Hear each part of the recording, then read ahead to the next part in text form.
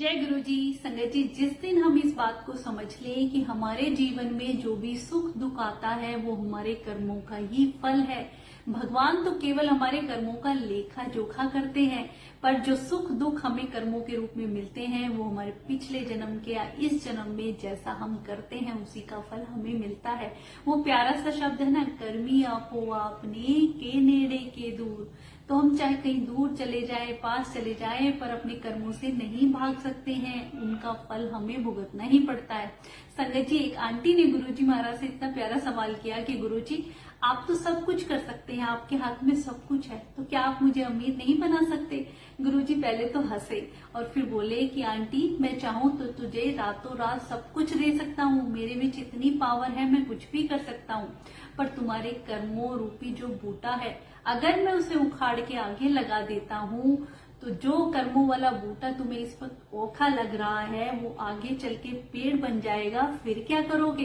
अभी तो मैं तुम्हें सहारा दे रहा हूँ, तुम्हारे कर्म कटवा रहा हूँ, पर आगे चल के वो कर्म इतने बढ़ते चले जाएंगे तो कैसे उनका भुगतान करोगे? संगत जी, जिस दिन ये बात हम समझ लें, हमारी भगवान से शिकायतें बंद हो जाती हैं। क्योंकि हम गुरुजी से कुछ मांग बैठते हैं, जिद करते हैं, उस वक्त हमें वो बात समझ नहीं आती है कि हमारे दुख दूर कर दो, हमें ये चीज दे दो। हमें नहीं पता हमारे लिए क्या अच्छा है क्या बुरा है।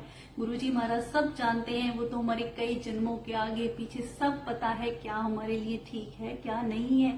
तो जब भी गुरुजी महाराज से अरदास लगाए, यही कहें कि गुरुजी, हमारे लिए जो अच्छा हो आप वो ही करना, क्योंकि जो हम मांग बैठते हैं वो भोले बाबा महाशिव हैं, उनको देना पड़ जाता है।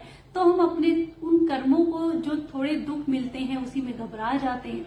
जब गुरुजी वो छोटा सा पौधा हमारे कर्मों का उखाड़ के आगे लगा देते हैं, जब तक हम आगे पहुंचेंगे वो पेड़ बन जाता है, और कितने ज्यादा तिगने चौगने होके वो कर्म हमें भुगतने पड़ते हैं।